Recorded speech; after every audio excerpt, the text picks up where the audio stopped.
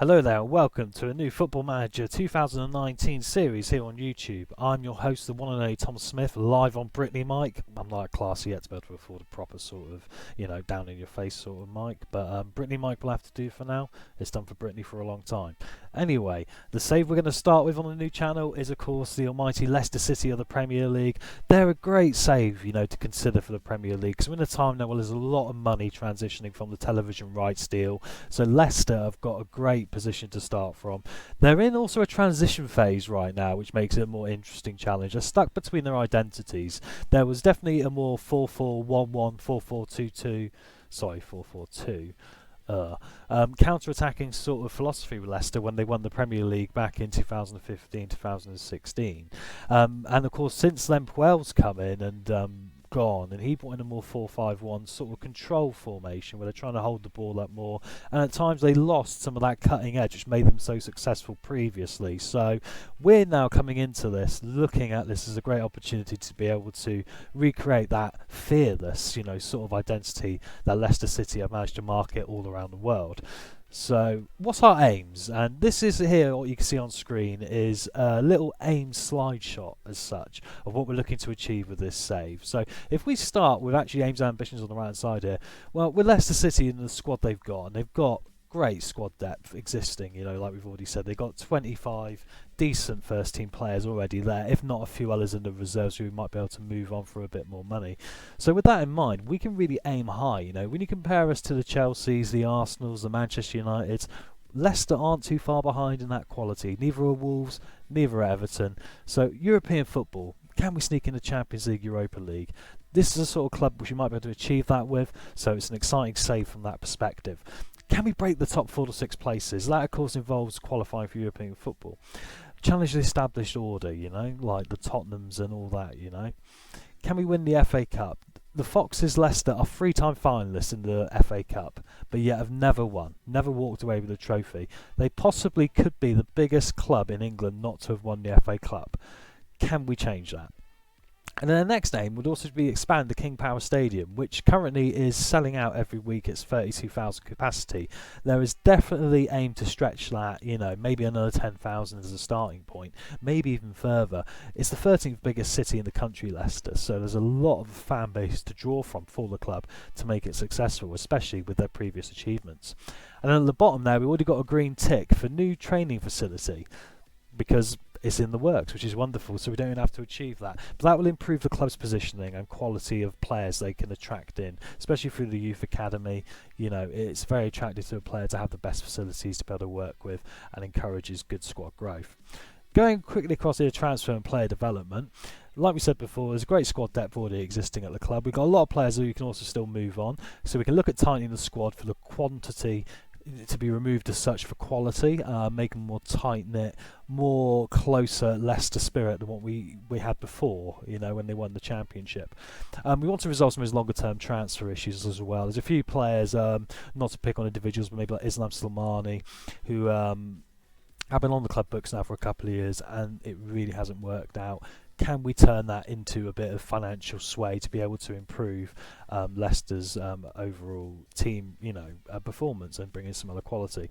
We'll look at the under 23 squads, and we're going to do a balanced sort of thing here. We're going to look at the older end of the spectrum to be going out on loans for match experience, so down into the Championship, League 1 and League 2. And then we've also got the idea of promoting some younger players, like 17-year-olds, to try and give them a bit of experience at playing at under 23 level to boost them as well. Because like any club, there's a long-term way of trying to build your own players, and that's something Leicester have really done in the last few years. And if you look at that with Ben Chilwell and Harvey Barnes being prime examples of that, we hope to be able to build on that and make that better. Hamza Chowdhury is also someone we'll be looking at in this save, of course, as well. And we're going to utilise this summer window for a bit of spending. Leicester have got a 30 million transfer budget as we start on the game. We've got a transfer window update which brings us up to date. It has been confirmed literally today that Harry Maguire has joined Manchester United in real life.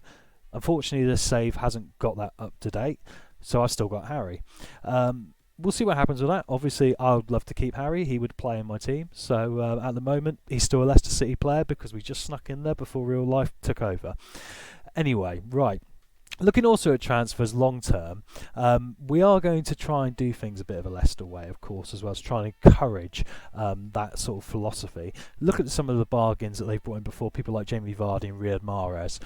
We're going to be scouting around those sort of places, non-league, having a look down in the lower French, German, Italian, Spanish, Belgian divisions, just to see if we can bring in players that maybe other clubs have under their radar and who we can really bring on. Right, finally moving into the middle here. This is what our tactical identity is going to be. We're going to lay our cards on the table here straight away.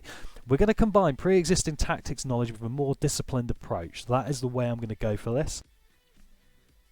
Yeah, I think if Leicester, if you look back at how they have played in the last few years, they've got quite a variety in what they've managed to achieve. So I think with a little bit of work, we can utilise all parts of that in order to make them a much more comprehensive outfit. Before they've been a bit of a one-trick pony side, and I think that's where now they've stagnated a bit and started slipping down the table. I don't think the quality of the players has decreased. I think it's increased in line with the rest of the league. But I think with that in mind, we need to try and reclaim Leicester City identity of being a bit more fearless, which they lacked, no doubt, under Claude Puel when he was in charge last season.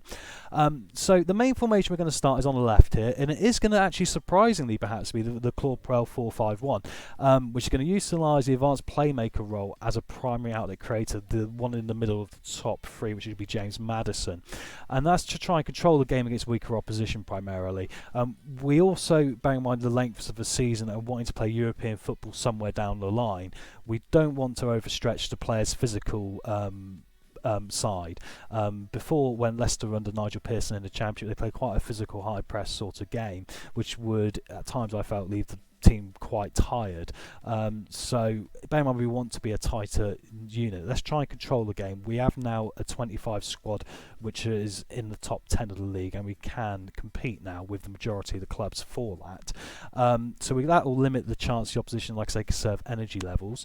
We're going to play us for a higher defensive line in order to pinch oppositions back more in that area and try and force them under a bit of pressure. Players like Vardy and Jose Perez, of course, who we've got, will play very much into that.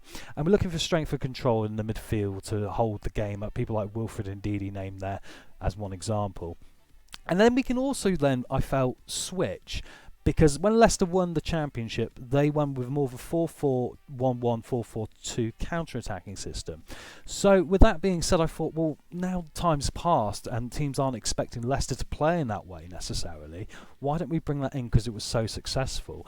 And against maybe the bigger clubs, we can catch them out if we're on the back foot and, you know, make a complete change in how we're lining up.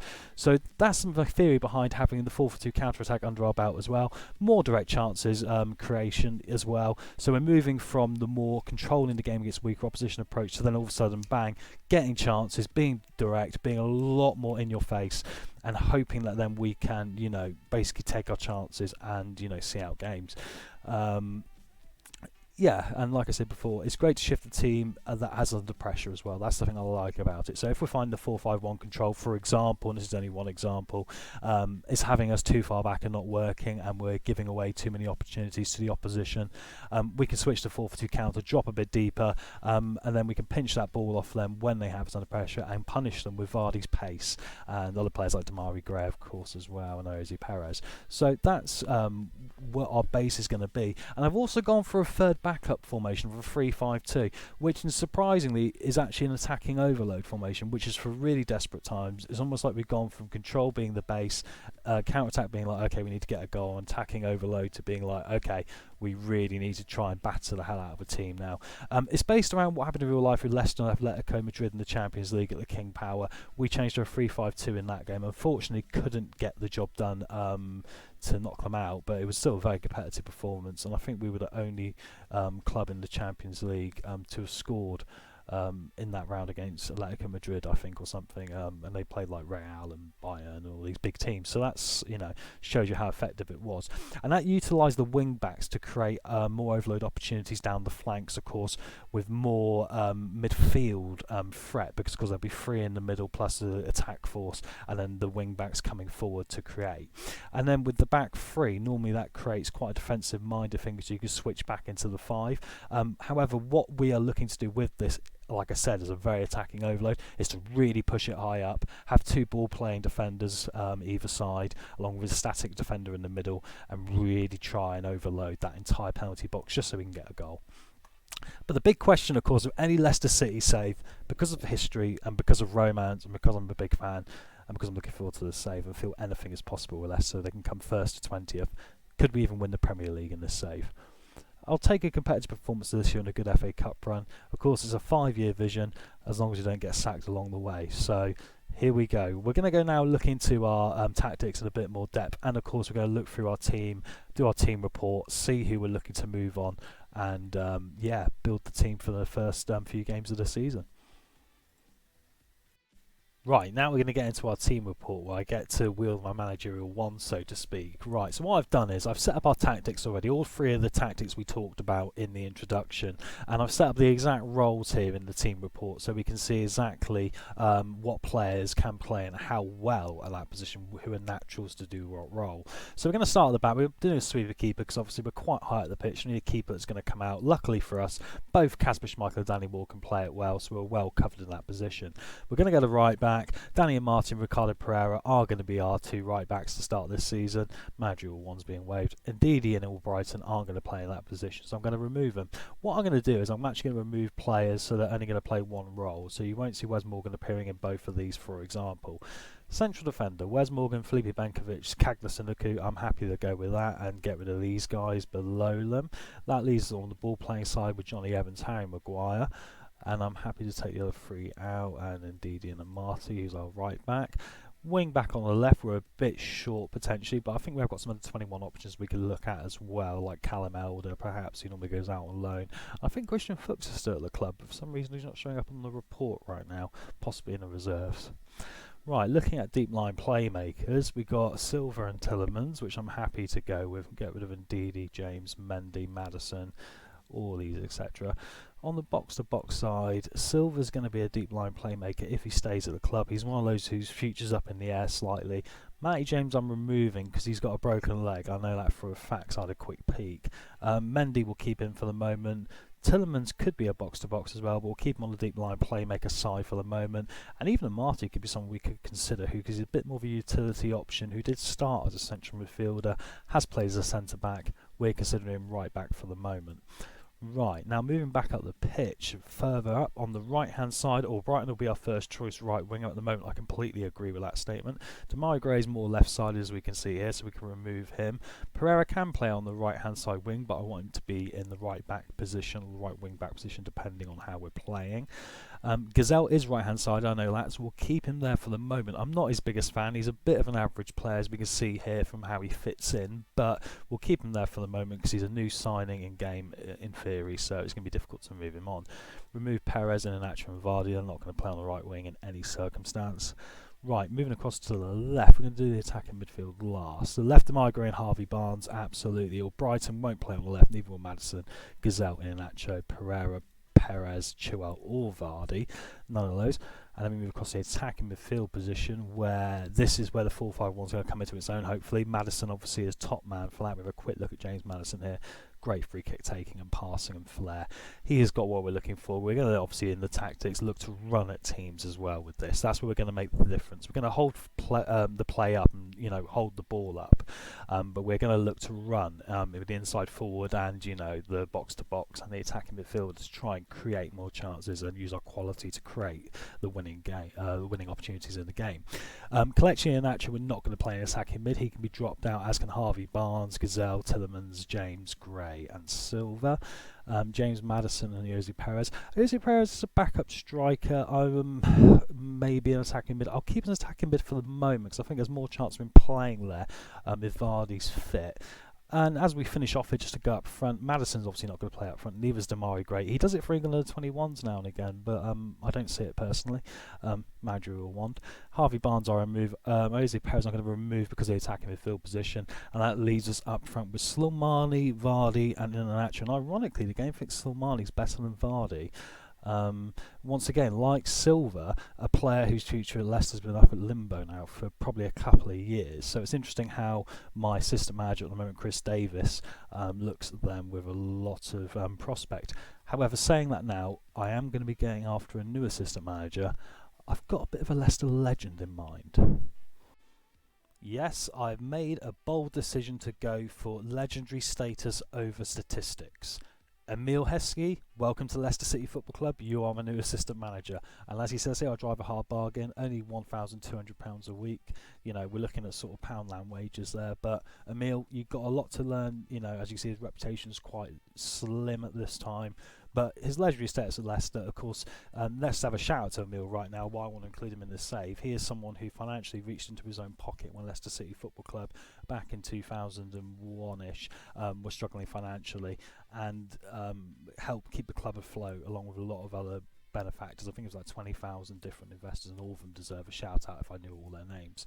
So with that in mind, Emile Heskey, welcome to the save. I look forward to it very much, and I'm interested to see when I go through the under-23s, and obviously pull Christian Fuchs out from obscurity, for example, to be our backup left back, to see what that changes to our team report now Emile comes on board.